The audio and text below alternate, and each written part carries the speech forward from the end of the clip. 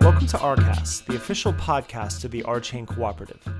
RChain is a complete concurrent blockchain platform designed for maximum efficiency at minimal computational and environmental costs by utilizing proof of stake.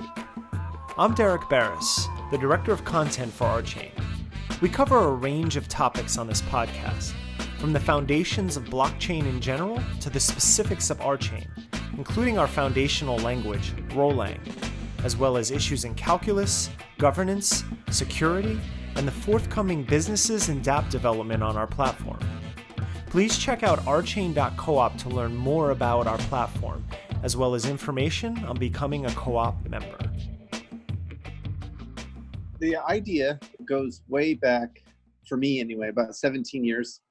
I was hanging out in Harvard, waiting to chat with Walter Fontana and another process algebraist who was interested in biology. To entertain myself, I was just looking at analogs of arithmetic operators. And it turns out that you can define an analog of the notion of square root.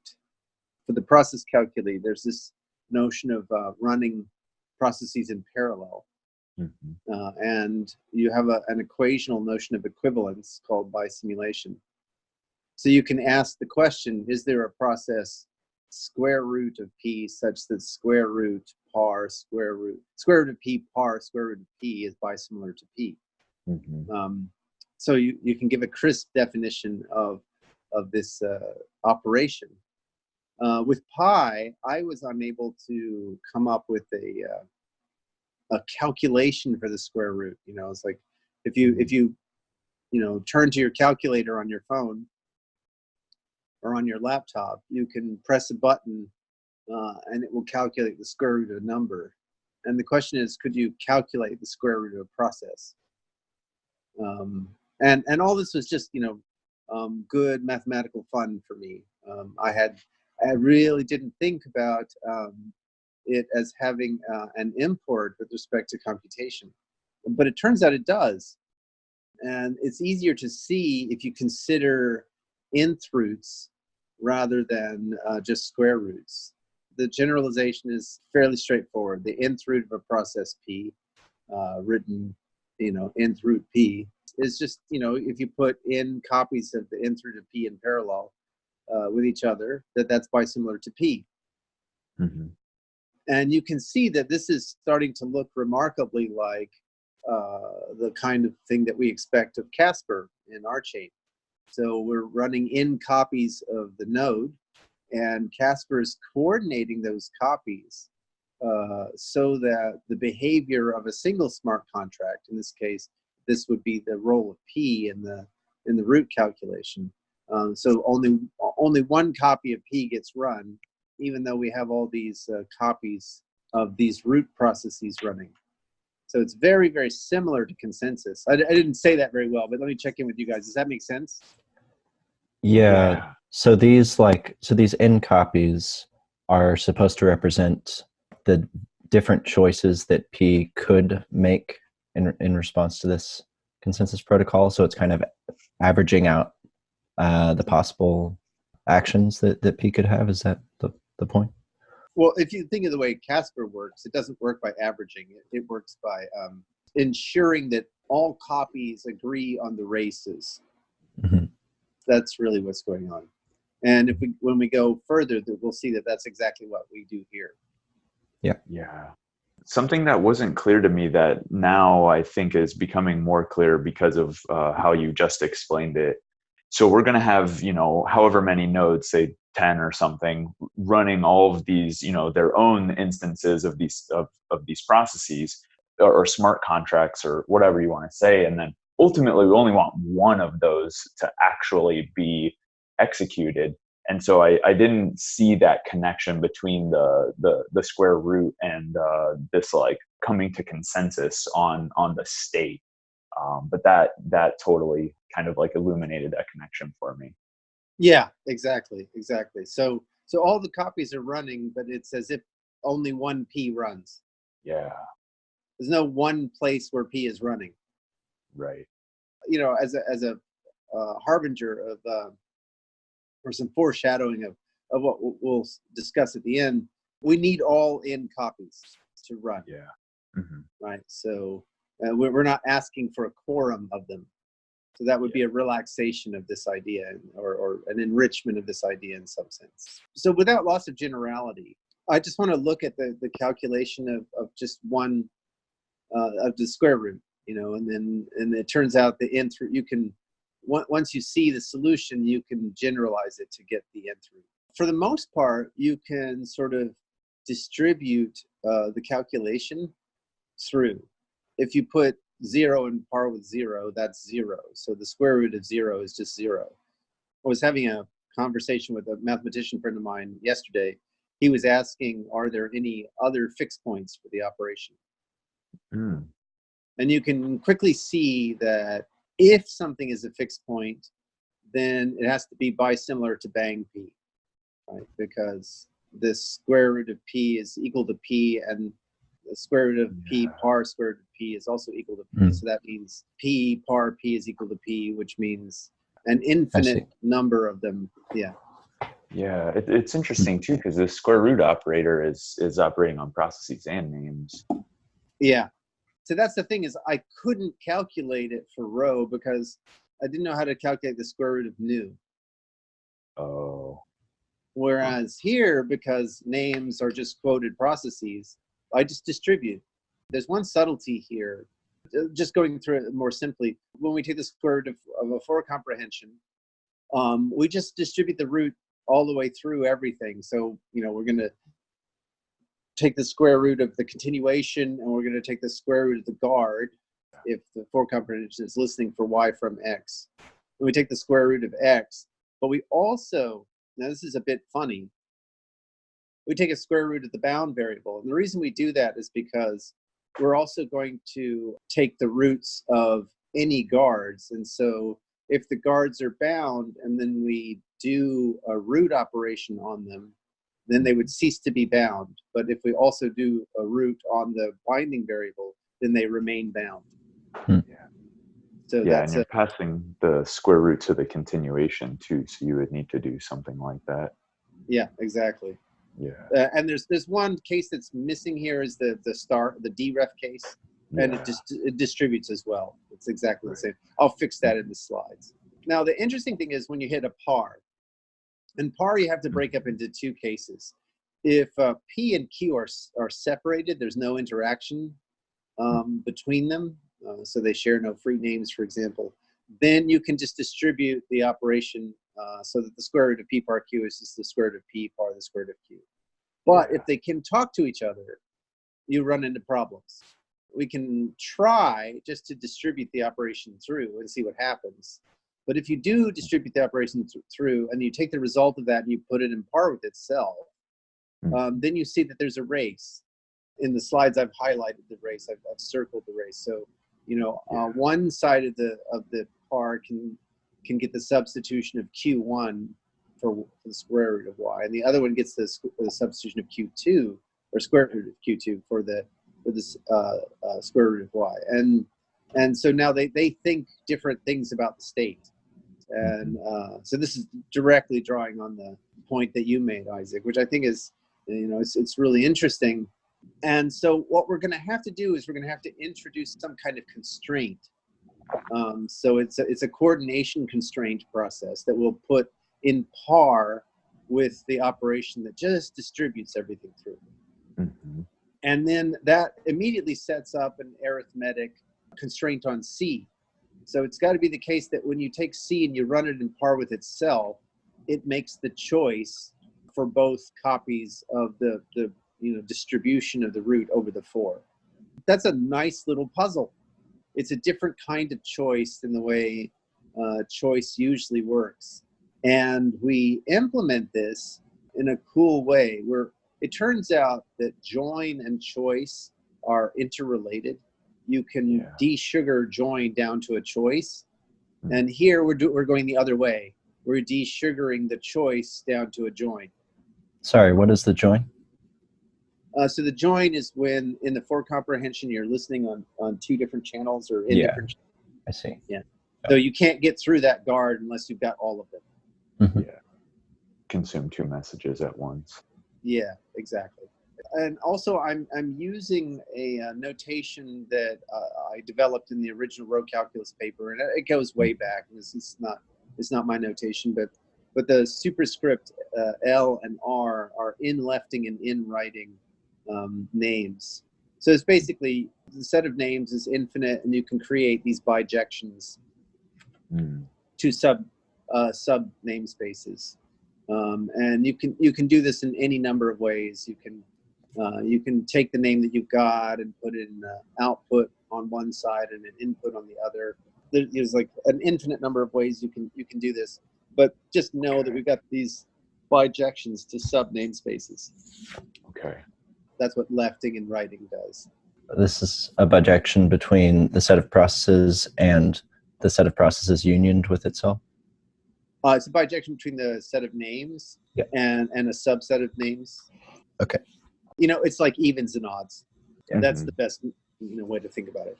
We don't immediately output the choice between Q1 and Q2 over on X. Instead, we output Q1 on the left of the root of X and Q2 on the right of the root of X. Mm-hmm. And then C grabs the left one and the right one. Yeah. And so what that means is, since we have 2 copies of C running in parallel, each copy will grab a Q1 and a Q2. And it doesn't matter which one. It can grab its own or it can grab the other 4 comprehension one. It doesn't matter, because each one will have exactly 1 Q1 and 1 Q2. How are we getting 2 C's in parallel? The root of the 4 comprehension puts the thing to the right of the equal sign. This is on. So when you put that in parallel with itself, you get 2 copies of C. Yeah. Mm-hmm.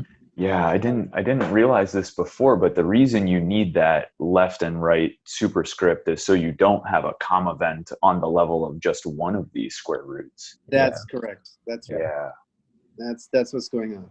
Yeah, that's really cool. So each copy of C grabs 1 Q1 and 1 Q2. Yeah. And then both of them produce on a channel which I've called out. And out is calculated from the root of X left and the root of X right. Yeah. Right. So we can calculate this channel. So this is a channel that C's will use to communicate internally with each other. And you can arrange it so that out is distinct from all. It's fresh relative to the continuation or the Q1s or Q2s. I've given a simple definition here, but you can be more sophisticated in this regard to make sure that it's fresh relative to those things. They output a coin flip on the channel out.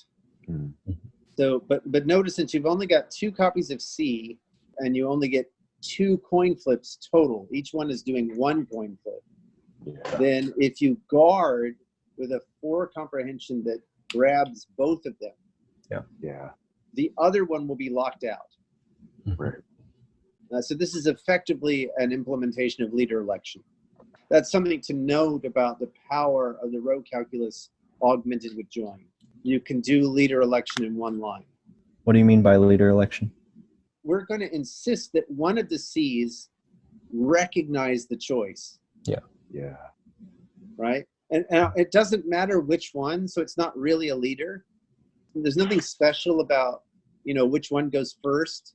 It's just that at the end of the day, one of them has, it's like, cars coming to a 4-way stop sign, right? Who goes first? It doesn't really matter, but one of them has to break the tie. Yeah. So this is the tiebreaker thing. And so that's an important thing to observe about the expressiveness of the row calculus with join, is that we can do this in a single line. Yeah, it's almost like an anonymous leader or something.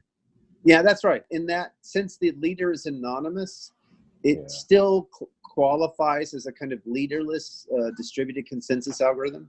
Yeah, interesting. I'm borrowing a terminology from a friend of mine, Steve Bjorg, that I work with at Microsoft. He was a super, super smart guy. I really enjoyed working with him. He calls this case analysis beast or freak. So you have two coin flips, and from two coin flips, you either get beasts, which is a head and a tail, or you get freaks, which is a head and a head or a tail and a tail. Right? So what we do is that in both freak cases, we say that selects Q1. And remember, we're going to need to output two Q1s because each copy of the 4 needs the Q1. So we output on the square root of X Q1, that unlocks one of the 4s. And then we go ahead and we put back on the out channel the coin flips that we got, which will unlock the other C, which will then open up the other Q1 on the root of X and make the other 4 comprehension unlock. So now we're assured that both of them got the same value.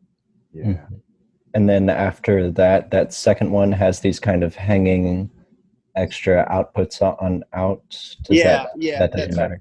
That's just garbage. It's garbage. You can either get rid of it as with garbage collection, or you can ace it out. There are ways to get rid of the garbage. I just made it simple. I'm interested by the fact that you're using random number generator. I mean, I see why it's necessary, but does that introduce is it bisimilar because you depend on the law of large numbers or something? Thought long and hard about that particular issue.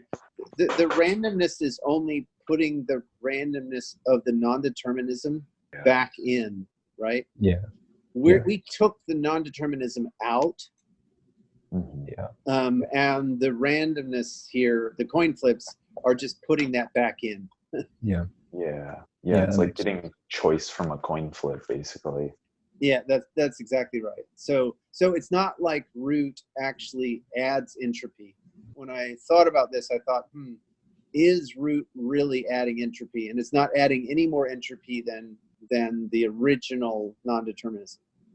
Well, this is something I always wondered about with process calculi, and it's just because I don't know enough, but the decision on which communications happen in practice, it isn't literally random, right? It's depending on a choice of implementation or something in evaluation strategy. No, it really is random, right? Really?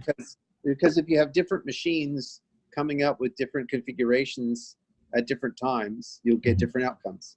Okay. Typically, it's interpreted as a race, but the race is going to be related to the entropy in the system. If you know, you always have this kind of connectivity with one machine and this other kind of connectivity with the other machine, and this could, if the configuration is completely determined, then the race will be completely determined, and so the randomness goes out. So the interpreter or whatever is not literally flipping a random number to see which race, winner of the race condition wins. It's dependent on the state of the machine or something along those lines. Yeah, that's exactly right. That's exactly right. Yeah. So really, that's all there is to it. I mean, in the rest of the slides, I kind of sketch out what I just said in English in math. There are a few subtleties, you have to watch out if the x was at 0. So that there's a corner case there that you might want to look at. And in general, you want to look at the corner cases for all fixed points of roots. In terms of C, it's covered by the in left and in right. But there are just some subtleties there that are worth, just taking a peek at, so that people feel comfortable. But by and large, I've had it reviewed by several people now, and nobody's been able to poke a hole in it. I feel pretty confident in these calculations. Kind of the point of calculations like this is, if you look at Vlad's argument for the safety of Casper, it's not something that I could push through into, Hall or Isabel or something like that. There's a lot of moving parts, and there's some subtle reasoning. It's not automated. Here, I've tried to provide a specification of I guess what I would call a toy leaderless distributed consensus algorithm, where the proof could be completely automated. Yeah. That's where we'd like to get to. We'd like to get to a version of the consensus algorithm where the proof of its correctness is mechanically checked. Mm-hmm. Or if we can't do that, know precisely what steps in the proof require subtlety, require humans as opposed to machines, right? Mm-hmm. So we know where the risk is in terms of our understanding of the algorithm. This stuff about Casper is probably clear to a lot of people listening, but I still honestly don't know a whole lot about it. Could we go into a little more detail about how this is analogous to Casper? Because yes, yeah. I was going to do that next. I'm just Okay. Cool. I'm just building up to there. What I wanted people to understand about this is just, I've tried to make this as simple as something like, the GCD algorithm, or, Euclid's proof that there are an infinite number of primes, or something really crisp and tight and simple that you could imagine automating the proof of, and why that's a benefit to us. This little algorithm is not the same as Casper, and there are some reasons. The first and most obvious is that if you look at the way names work in the row calculus, unless you introduce a process that's stealing communications and either forwarding them off to other parties or dropping them on the floor, all channels are essentially perfect, in the sense that no communications are lost, nor are they infinitely delayed. Yeah. Mm-hmm. Right? And Casper is formulated in a setting where it runs over the internet. And so communications can get lost and potentially infinitely delayed. There are no faults in the calculus. But you can introduce them. You can model these by adding processes that steal messages off of channels. But you have to be explicit about it. Mm-hmm. what does it mean to steal a message? So let's say that P is communicating with Q over X. And let's introduce a process T for thief that also listens on X. Yeah. And so now T is racing with, let's say, Q. Let's say Q is the recipient, right? So T now races with Q, and one of them will win. And if T wins, then Q gets starved of that communication. Yeah. So why can't that happen in the normal row calculus? I have to explicitly introduce T. Yeah. Right? Whereas in the internet, I don't think about it as explicitly introducing the thief process. Yeah. Because there are physical connections there that could be corrupt or just lagging or whatever. Yeah, exactly. Yeah. Right. Now the flip side of it, though, is it causes me to be explicit about my fault model. In the row calculus, I'm going to have to say what constitutes a fault. Yeah, right. So this is about the fact that the difference between the row calculus and the internet is that communication is intrinsic to the row calculus in the language itself rather than in the hardware. Yeah. That's right. It's a huge difference. Yeah. It is a difference. Interestingly, though, I would argue that if you look at physics or you look at biology, communication is intrinsic. And the internet is simulating something that is already the case in the real world. Yeah. The other thing is that C doesn't lie. C is a really stupid process. But you could imagine that there's a variant of C which goes the other way with respect to the beast or freak casing. Right? So if you run, let's call that C prime. So if you run C in parallel with C prime, the network will get screwed up because one side may think that you chose Q1 and the other side thinks you chose Q2. Yeah. And that's the equivalent of equivocation in, Casper, which is a slashing offense. And so that Casper is dealing with detecting lying. And then on top of that, Casper is providing an economic organization of the protocol so that agents which are providing implementation of Cs are economically motivated to have them do the right thing. Mm-hmm. So in particular, the whole staking mechanism and the block fees end up providing a good incentive mechanism so that people don't write lying Cs. Yeah, that makes Right. sense. And then finally, another thing is that notice that you need both copies of C in order for this to work. Mm-hmm. But Casper says that we only need a quorum of Cs. Mm. So therein, there's a little bit of a misleading sense in the title of the talk. So I call it radical fault tolerance.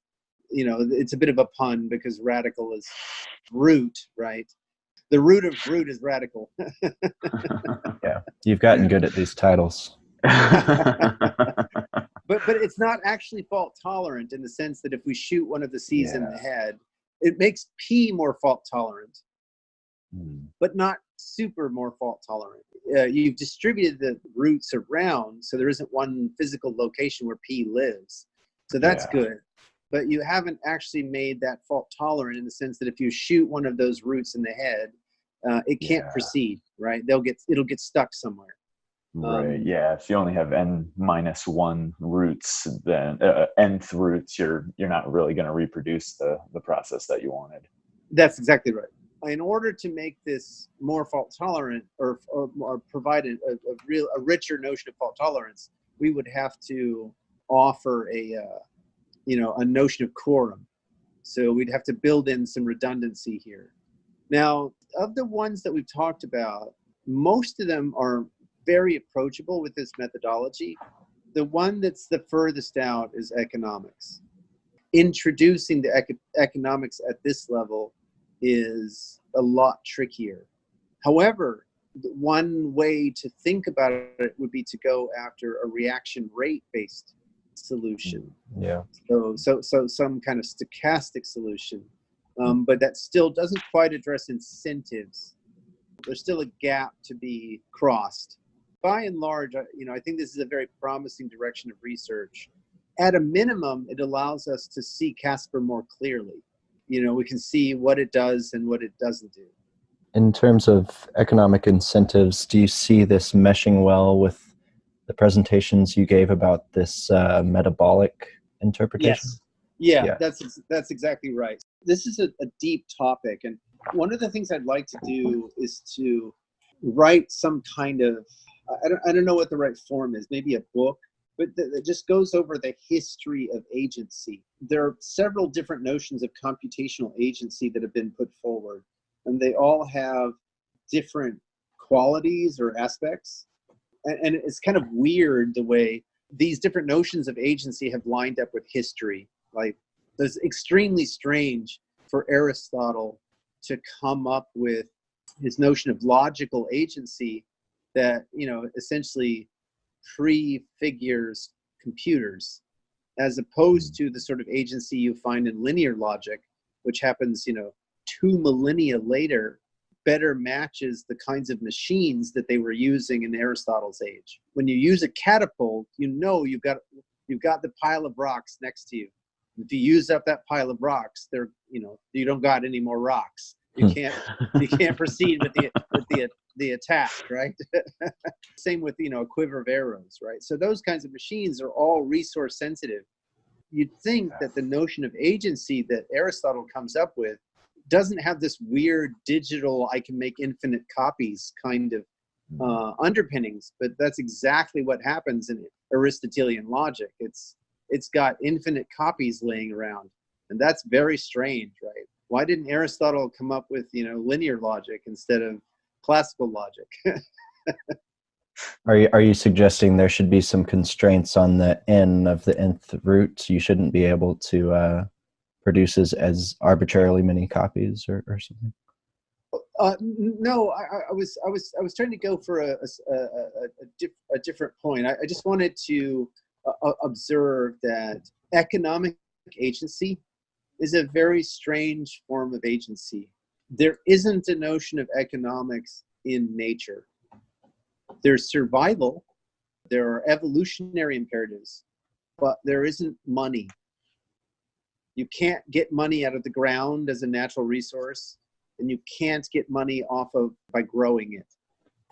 The only place you can get money is from other human beings. Economic agency is a very subtle, strange kind of agency. And, capturing economic agency is a really interesting idea.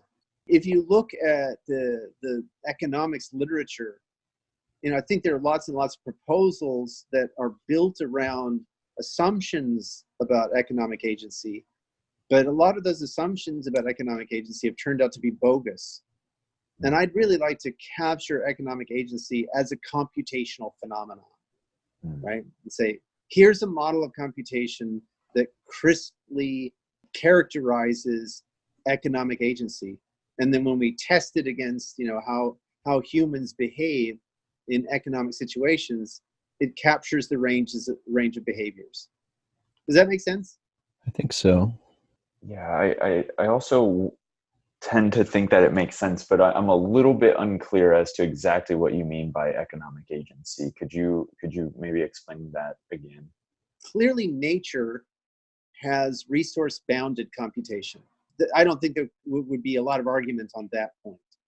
Economic agency is a special form of resource-bounded action, where there are incentives as a part of the agents that are acting that are, that come into play, right? So in ordinary economics, we assume rational agents that are trying to maximize profit, right? Which is very far from what happens in the marketplace. But capturing that kind of sense of incentivization and resource bound, and that I'd like to understand that a lot better, and I'd like to understand it as a computational model. My feeling is that the tools of compositionality, completeness, resource bounded, and concurrency, and by simulation, those tools make it possible to go after such a model in a way that hasn't been attempted before. To the best of my knowledge, there is not one instance of a bisimulation style proof in the economic literature, even though the notion of bisimulation is actually hundreds of years old. It's been rediscovered over and over and over again. Yeah. Its import and significance as a exceptionally powerful mathematical tool wasn't understood until David Park saw it, and then Robin Milner picked it up. The reason I'm saying all this is I think those tools give us a fighting chance, let's say, to capture a notion of economic agency. And then we could use that notion of economic agency in this style, which I've presented this proof. So we inject the economic agency into this a model like this.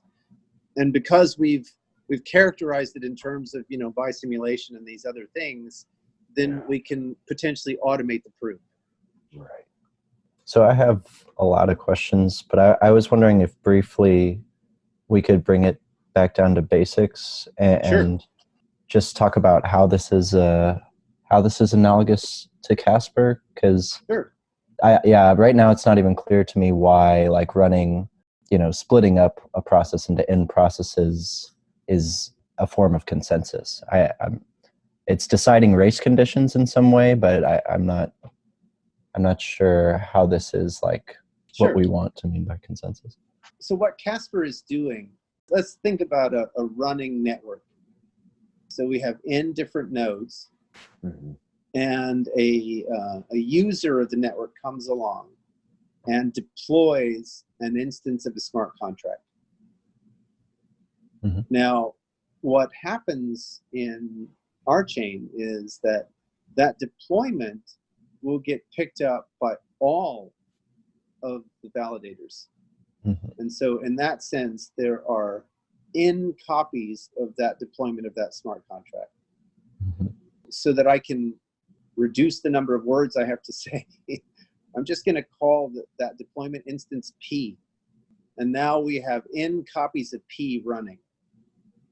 And if n copies of P all ran independently, then if P had any non-determinism in it whatsoever, then there would be a problem because one of those copies might go one way and the other go another. Mm-hmm. And so what Casper is doing is really, it's functioning in the role of the C's in our root calculation. Yeah. Whatever the non-determinism is, they all agree on that non-deterministic choice. Yeah. So essentially for our chain, Casper serves in the role of making sure that all the winners of all races are agreed by all parties. That's where we use the consensus. So it sounds like this should lend itself to proofs that everything happens perfectly in this form of consensus. That's right. Yeah. So, and by perfectly, we just mean that it doesn't mean that P is without bugs. Mm-hmm. It just means that whatever the bugs are, they're manifest on all the nodes in the same way. I remember I was working for a large software company that wanted to do a knockoff of Mathematica, and the definition of done was bug compatible, bug for bug. Whatever bugs Mathematica had, this knockoff had to have those too. Silly. Well, Oh. if you're trying to take over a market, it actually makes sense. Yeah. Okay. I guess that is something to consider. Yeah. So I was just playing around with Christian's use of working perfectly. I see. Yeah, because it won't work perfectly, but what it will do is when it's working, it will agree that all parties agree on exactly what the behavior is. Right, regardless of if there's a bug in the underlying process or not. Yeah, exactly. That's right. Yeah. So I have a question about taking square roots with race conditions. So we did this case, and like the generalization to an nth root, I think is like more or less straightforward. You can kind of just follow your nose and figure that out. Yeah. What I don't see as being clear is so here we have two sends that are competing for one receive. What if the situation is we have three sends that are competing for one receive? I was hoping somebody would ask. Yeah. So that also turns out to be a straightforward generalization, and the two great. generalizations are the same. So what you do when you do the root calculation is you're not just doing it on single races. You're looking for what I call tangles. A tangle is where you have n parties contending on a channel. Oh yeah, sure. You're saying when you're like breaking all of the pars, or like I guess grouping them so you can take this square root appropriately, you're kind of like grouping them in terms of these tangles. That's exactly right. Okay. So this includes not just in outputs but in inputs at the same time. That's right. There are only, you can prove this, and I heartily recommend. There are only two forms of races, and that's either two outputs, one input, or two inputs, one output. Yeah. And it turns out that those two can be collapsed to one. They're interdefinable. I see. Okay. Yeah, follow your nose. This is a tangle in the sense of that really cool presentation you gave at one of the Ethereum conferences. Yes, that's exactly right. That's precisely it. Yes. Could we have a talk about that? A podcast about that? Sure. Yeah. Oh yeah, or could we talk about not as processes? I saw your paper about not as processes. I haven't gotten around to reading it yet, but I really would like to. Yeah. Oh, I'd love to do that. Cool. Sure. Not as processes ideas is a lot of fun. Yeah. Are those the same thing? Those? No, they're not. They're related, but the visualization that I gave before is at the Ethereum conference is it's just the most obvious visualization. It's like you just, all you have to do is to take the syntax tree and draw the lines on the history of the use of a channel through the syntax tree, and that's how you get those things. But yeah, it's definitely worth talking about because the visualization is powerful, and that was sort of my point. Even with the most obvious visualizations, they're so powerful. So that means the underlying calculus has a lot of expressive power. Right. So yeah, we can talk about either one of those. That would be a lot of fun. If you want to talk about the knots as processes, I can bring my collaborator, David Snyder, on. Oh, that would He's be gotten cool. more interested in RChain recently, and I'm sure he would enjoy a chance to talk with us. That'd be great. The reason I did that goes back to this point that we were discussing earlier about the power of bisimulation. If you look at the literature, a lot of people, like for example, Maurice Herlihy and others, Eric Goubot is another name, they took the extremely powerful tools of algebraic topology and applied them to concurrency theory. And got some nice results. But I felt that the direction was wrong, or at least it was only half the story is being told. In fact, in general, what I would say is, for the last 200 years, computation has been sort of the errand boy for mathematics. Mm-hmm. I believe that the next 200 years are going to be turning this around, so that mathematics begins to learn a lot from computation. And in particular, bisimulation is one of those things.